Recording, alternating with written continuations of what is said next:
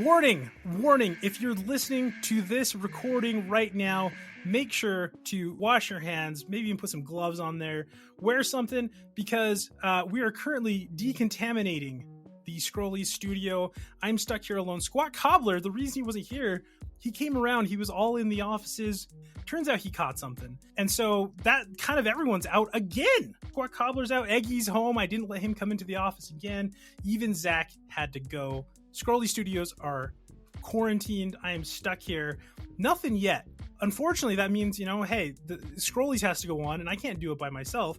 So I found the one person I know, the one existence, the one personality, the program that can't pick up Squat Cobbler's virus, and I brought him in today. Everyone, welcome into Scrollies today as our guest, the bot, UltraJohnic.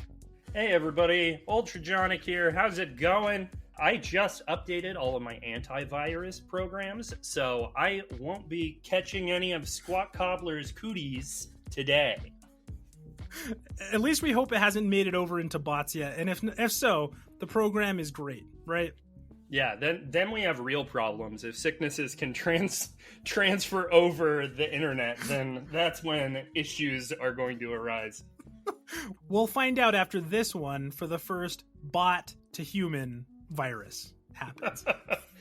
The robot. Oh, there was actually a thing in Mega Man 9 where Dr. Wily caught Roboenza, the robot-only virus. Yeah. There's like conspiracy theories based around it. Is Wily robot?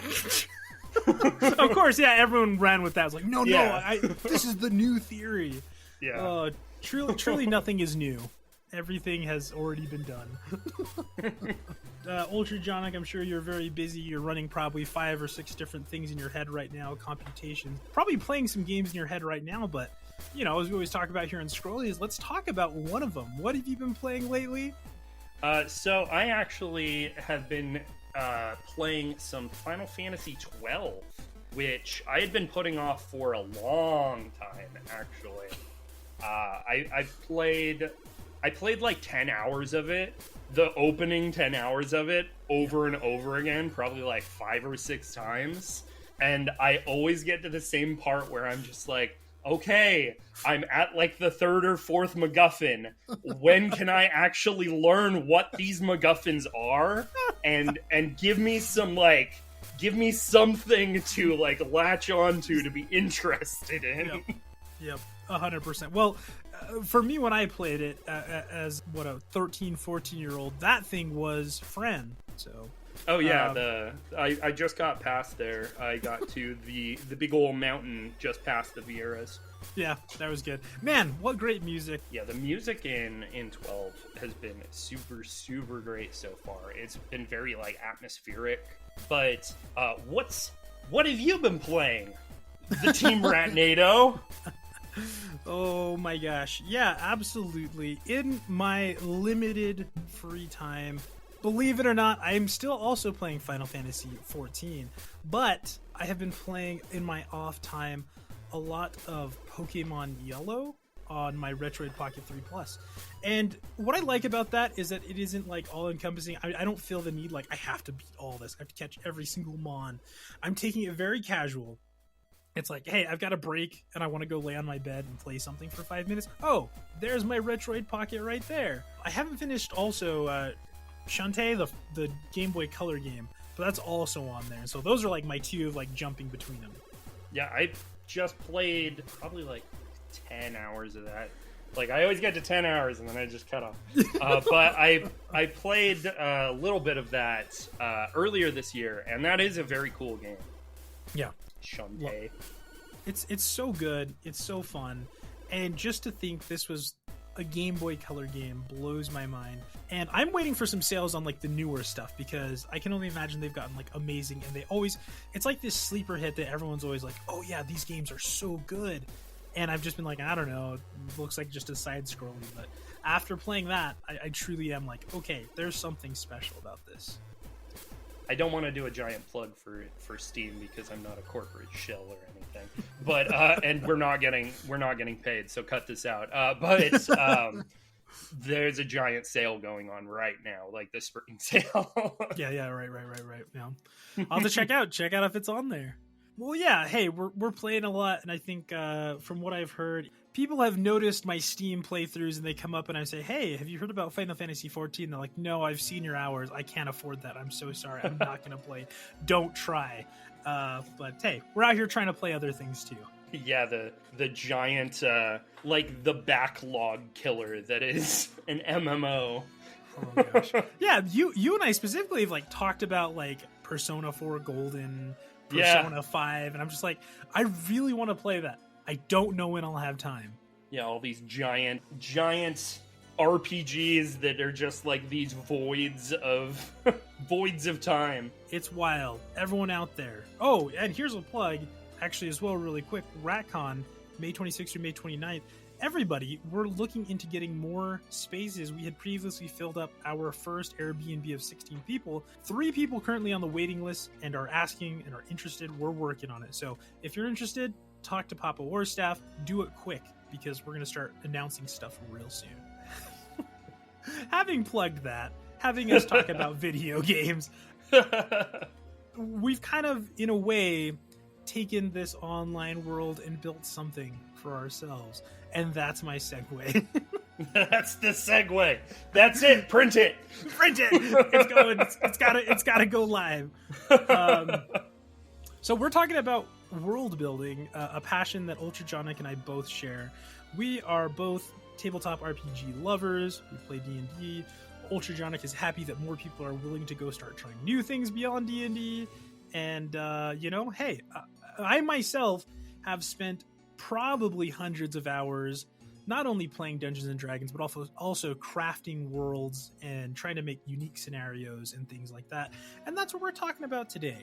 Ultra Guy, what inspires you most about world building? So one thing about world building with me is that I came from a background of using campaign setting guides. Mm-hmm.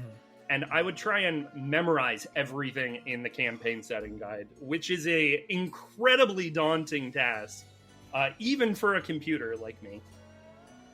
But I would take these things and I was like, I have to do this by the book because this person made this thing. And then a lot of the times it's like, you just want to put your own spin on it. You want most importantly to me about world building is that I want other people to help make this thing, because the players in a tabletop especially is a very social experience, and I just want my players to be able to contribute to this world. And I feel like if you're not building it yourself, then you can't do that. Yeah. Either that or you're getting a watered down version of these campaign settings. Yeah. See, that sounds like a lot of work, UltraJohnic. Doesn't that ever get tiring for you? Yeah. Yeah. See, I ask that because 100% my approach to Dungeons and Dragons is like, and I mean, I've heard what you've done. I've seen your stuff. We've talked about this a lot. And you have like a pretty good approach. I like how you do it. And you're building your own stuff out. But when I first started, I was 100% like, I don't know, I'm going to wing it. I'll think of things. I have ideas. Like, I love stories and video games and movies and TV shows. And the fact that, like, I created a Lay Thick Boys wiki because I thought not only funny, but also because, like, that's kind of a cool idea to world build. Like, let's do it. It's free. Why not? That's kind of where I come from, of just like, let's take something we love and let's just build more into it. Let's actually make it a thing. And so for me, I've always had that, like, I like to take my life and, like, if this was an RPG, this is what this would be like, and this is what that would be like. And so I've always found it very easy to just be like, that experience I had was really cool. I wonder if other people would relate with that, and I'm going to build it into this. Shout out to Furahime and Umbra Karasu on Twitch as well, and our friends in Final Fantasy 14 of the Lovey Dovey FC. They're friends we just kind of made there. And I've done this with a lot of people, actually. And one day I'll tell everybody, but I was explaining this to her during a stream that, like, when I meet people and they fit like a role in my life, I immediately am like, I'm taking you. I'm downloading your personality. I'm making it fantasy, and I'm putting it in my world because this is a cool situation. Yeah, like that's one of the best things about doing your own world building too, is just taking something and then just twisting it slightly. You know, you just like you said, you grab people and you make them into NPCs. You know, or you could just take an entire like, oh, this kingdom over here, that their whole shtick is that they have better technology than anybody else. The Gestalian Empire from Final Fantasy VI. Yeah, sure, that can be the villains in mine. It's a country over here. They got Magitech. That seems bad sometimes. It seems yeah. like it could be. Yeah, it could be. And I feel like UltraJohnic, like, I don't know, you can kind of tell me how you approach this, and I feel like everything we've ever talked about, you put some balance into it. But what I find with a lot of people who write, who create things, a lot of the times they're just like, they may not have real world experience with stuff, or they like, you know, like, oh, this is a cool idea, and the Gestalian Empire, they're so good, they have all this huge land, and they have technology, and there's, you know, all the other nations are fighting back, and all the other nations have nothing, and it's like, well, why isn't it a stomp then? Yeah. You know, real world, you have to bring in a little bit of real world of like, well, you know, they're on a small island. They don't have tons of stuff. They're far from everybody. So while they do have all this stuff, it's hard for them to project it onto the world, you know? And I don't know, to me, bringing in real world and making it to fantasy is super fun because it's like, it's already happened. I just have to make this more fun and believable for my characters. Yeah, I was actually watching the Resonant Arc podcast that they've been doing on Final Fantasy VI, and they were talking about how, like, in the different translations, like, Narsh has, like, its own, like, different level of being able to fend off the Empire. Yeah. And so it's like, oh, if they're so powerful, why can't they fight them off? And it's like, oh, well, Narsh can, apparently, in this translation, but in this other translation, it doesn't. And that's usually where I start my world building. I like to do things with a very broad brush across the whole world, and then go into the individual cities. Yeah. Because a lot of people go like, oh, start from one city and then go outward. And it's like, yeah, but I want to hear about this big empire that's across the world and how cool they are and how they're like that's the kind of thing that inspires me as a player, is hearing about this place that I won't be at for so long. Like in Final Fantasy 12 that I've been playing, the Arcadian Empire. Like it might as well just like it exists. It's over there. And people have said a few things. Yeah. People have said things. There's some lies of Ondor going around. But yeah, like that kind of stuff is the stuff that interests me most. Is just who controls what resources are on the table, why this person has power. Like I always try to think about that. Like, oh, maybe they control all of the iron or something like that. You know. Yeah, I think that for me, one of the most important things is always just figuring out, like, yeah, why would this world exist? How does it run as well? Where does the power go, and how do people kind of live the normal life? Like, what is that like? Because you can't really get into like the adventuring side of it and what's exciting until you do that. For example, I think like you're saying, what I was trying to say earlier was as well that I don't know if I articulated it exactly, is I think it's really fun to create something, but also I'm lazy and I don't like the books because I'm like, okay, and if I read these 3 pages of lore and they'll find this, and if they do this, it's here, and if they do this, then this happens exactly. And I'm like, that's so much work. Yeah. Let me just take your idea and let me just like, if it comes up, you know, then we'll deal with it, and I'll interpret how that goes. Rather than being like, if they turn it 45 degrees to the right, then this will happen. And 37 degrees to the left, this will happen. And it's like, it's just too much. We know that we need to have something, so I'll make it binary or something of, you know, hey, and then if they miss it, it's like, sometimes I'll make them do it anyways, because it's like, whatever. Which isn't to say I personally love to do improv as well. And so I think any of my players, you could ask them, like, I think they always feel like they can do whatever they want, and I'm going to improv something of like, well, we want to go find somewhere to eat. And I'm like, this is one of my favorite passions. Of course there is that kind of cuisine.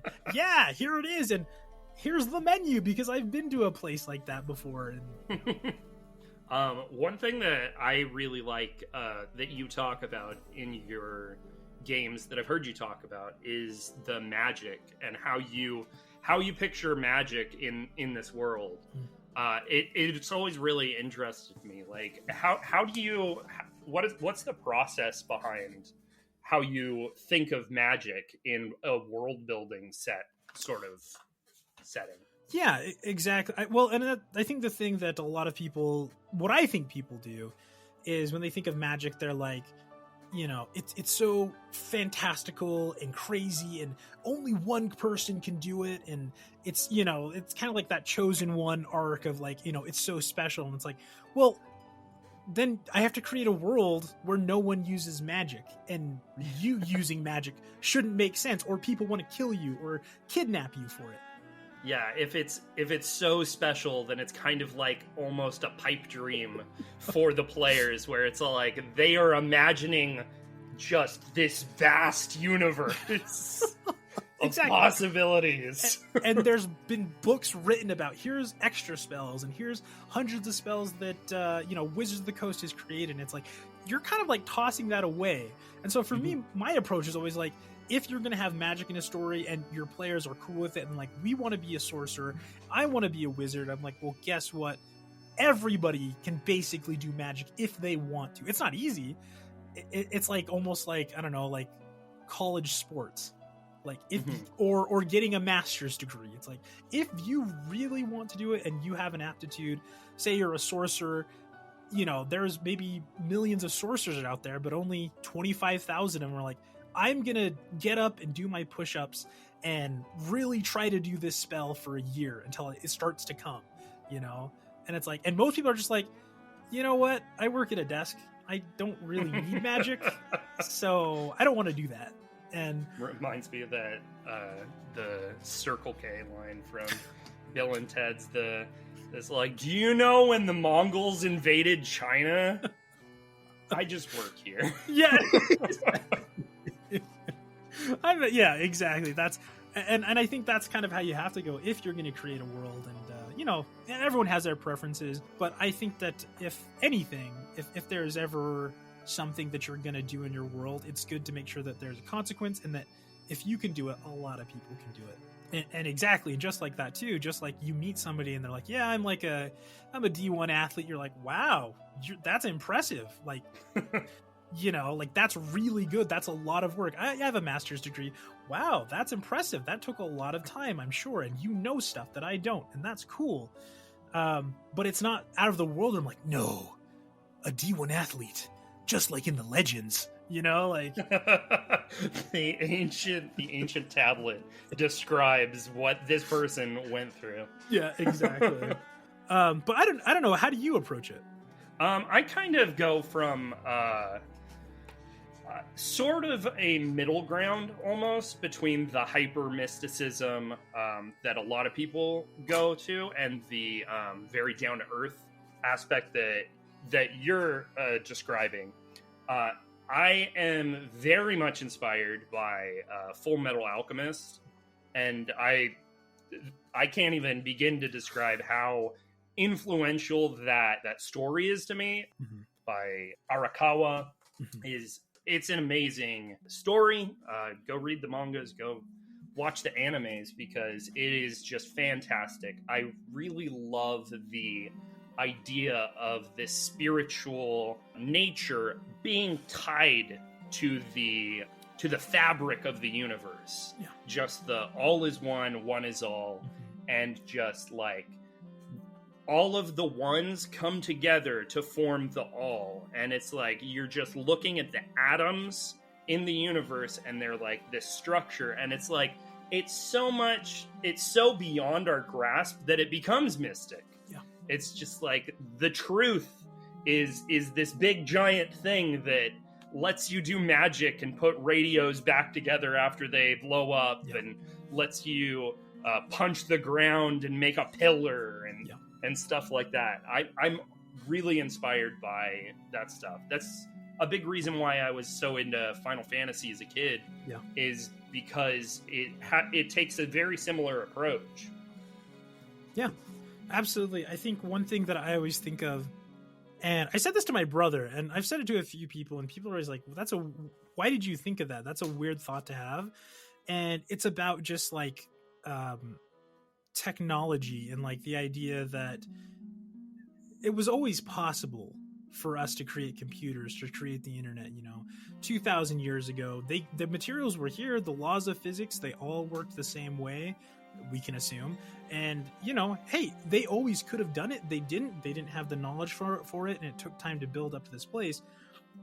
But the fact that like there is truths out there are things we don't understand, or we haven't built, or we don't have in the right context, and I think that's like magic. That is magic, and I think that's really fun. That's such a fun idea to play around with, of just like, especially in my world, where I think I have the answer. I'm never going to tell a single person though about religions, and deities and gods, and like, if it's natural, it's like if a Catholic person said a prayer to heal someone and magic appeared from their hand and the person was immediately cured, everybody would be like, I guess I'm a Catholic. But if it's like a Catholic person does that, and someone from some other faith unrelated to Christianity could do the same thing, you'd be like, no, I'm right, my God's real. The other person would be like, I just did the same thing, bro, what's going on? And that allows for that world to kind of be interesting, of like, who is right? And and it also lets the atheist be like, bruh, I can do it too. It's a little more it's not the same exact as yours, but I can do the same thing. And I think that's an interesting just moral quandary for everyone to be able to still have religions and have debate and have everything. And from a fictional aspect of that, it is so hard to keep those secrets, because like we're just little beings, I'm definitely not a little human too, but we're all just little humans, and we all just have this limited scope of knowledge and this limited willpower and stuff. And so we want to create these universes that have all of these, like, this meaning and these purposes. But like you're saying, it kind of gets rid of some of the magic when you know everything. And so it's really hard to not just like look at your players and just go, yeah, this is exactly how this works. Like, and to give it away too quickly, or to build up around it so they continue working it. So for you, what are your biggest inspirations for the worlds you've created, the world you are creating? I've been making a campaign setting for like the first time.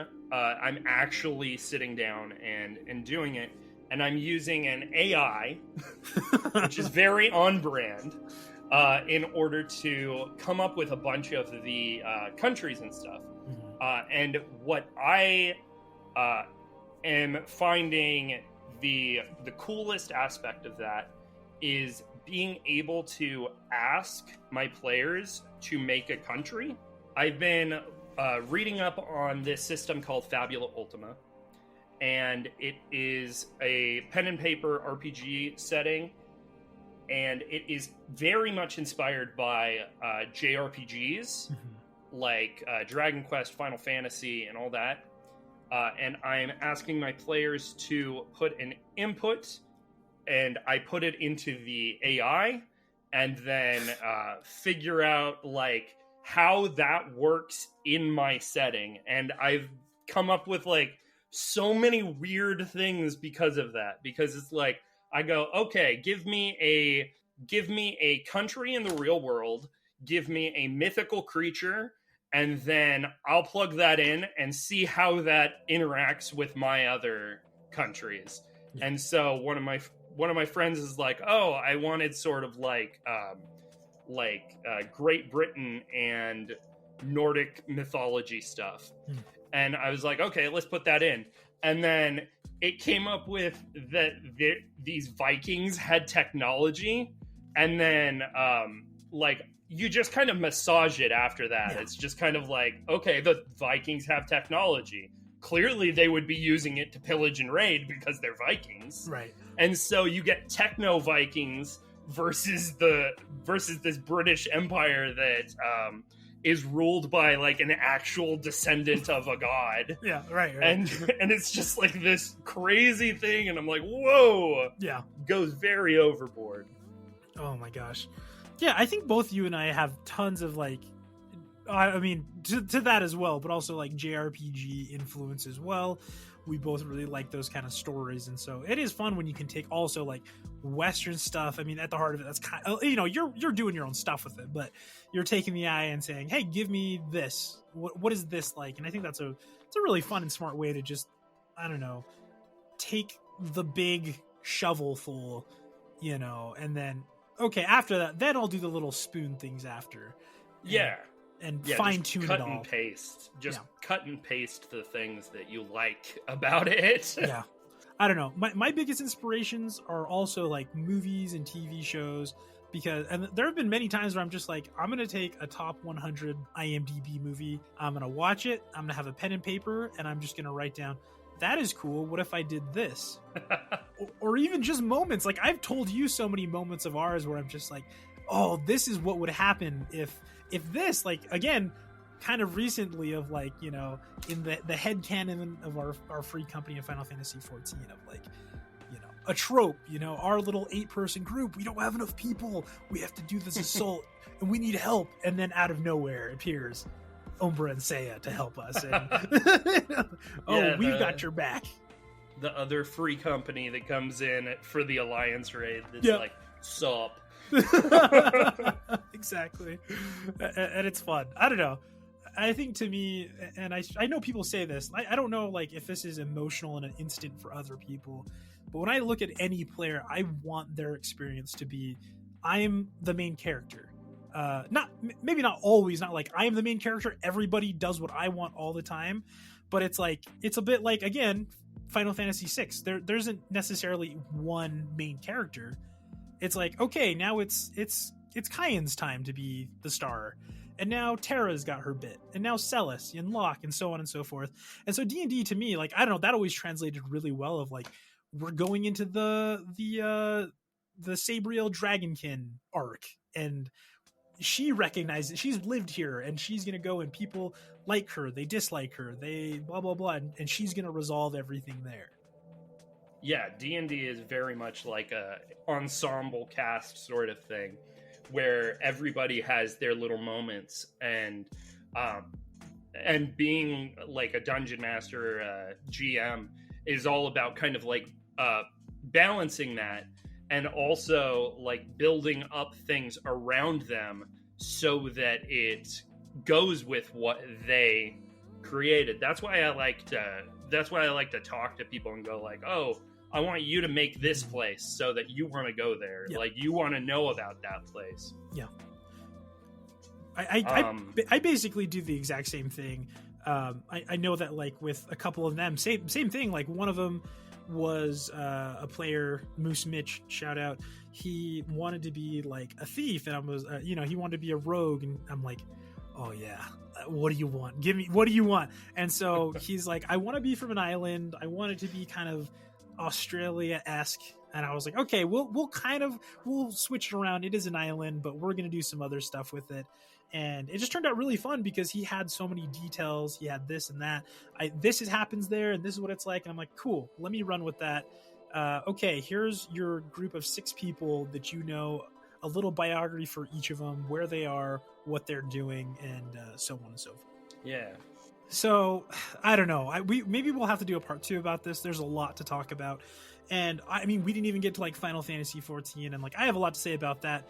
A quick thing I'll say is that a lot of what I've written, it keeps appearing in Final Fantasy 14, and I haven't spoiled myself. I never like got super deep into it. I've used some Final Fantasy 14 music here and there that I've come across, but I'm surprised how much of my writing stuff that, like, I love this about writing, Final Fantasy 14 does. I agree 100%. One thing, going back to the Full Metal Alchemist thing, their whole outlook on ether and all that is just like incredibly parallel, because it's like it's all based off of real world alchemy, which is where the basis for all of the elemental stuff comes from. And so like that just immediately piques my interest. I just go like, I want to know exactly how this etherology wheel like works. Like, tell me every single detail, please, Urianje. And to me, that's I like languages, but I also like religions and stuff and things like that. And so to me, it is so fun to like look at it and be like, I was watching some like old videos and that literal demiurge as an enemy, but I've been really into Gnosticism in the last year or so. And before that, I was into so on and alchemy, like in an esoteric sense. I just love reading about religions, and so I love when I can pick that up and be like, I know where you got that from. That's a cool idea. I see what you're doing with it. Let's go. But hey, we'll have to get into this more if there's anyone who's interested in hearing more about this. I think we gotta go get ready for raid, right, UltraJohnic? Oh yeah, we still need to figure out the ether rot. We've been having some issues with that, but we'll get it this time. I know. Yeah, I know. By the time you hear this, we may be successful. But thanks for coming into the office. Unfortunately, UltraJohnic, as a bot, you're gonna have to stay here as well in quarantine. I know you're a bot. We gotta at least sanitize you down. So maybe not 14 days, but we'll give you like 5 hours after the alcohol bath. Yeah, just spray alcohol bath. Just like spray. I don't know why I immediately went like, yeah, just pour a bunch of whiskey all over me. I'll be fine. Like, I know you meant to sanitize me, so. Anything to shout out, UltraJohnic? So I'm always raiding with the Choo Choo Gang. And we're getting through all that content. You can find me on Team Ratnado's stream. I stream sometimes on Twitch, but I've also been doing a little bit of everything. I opened an Etsy store. So if you like pixel art, then you can go over there and check those out. Like I said, I stream. Everything that I do is under UltraJohnic, so just look up UltraJohnic on Twitch, on Etsy, and you'll find me. Cool. As for me, like I said, RACCON, May 26th, 29th in Pittsburgh. We are going to start announcing some stuff pretty soon. We've got at least 16, 17 people there with a couple more on a waiting list as we try to get maybe some more housing, some more places to stay. So talk to War Staff. And hey, I'm streaming. I'm going to start getting some more stuff in there, trying to finish up Final Fantasy 14 before Fan Festival, which I'm going to with UltraJohnic this summer. So, yeah, let's go. Hype. FanFest hype. I'm really excited. It's going to be a really good time. So UltraJohnic and I might have some projects together here in the near future once I get off my butt and help him. So yeah, maybe we'll put our world building to the test, and we'll see if we can make something. Thanks so much, everyone. Thanks for listening, and we'll see you next time. Bye. It is now safe to turn off your UltraBot.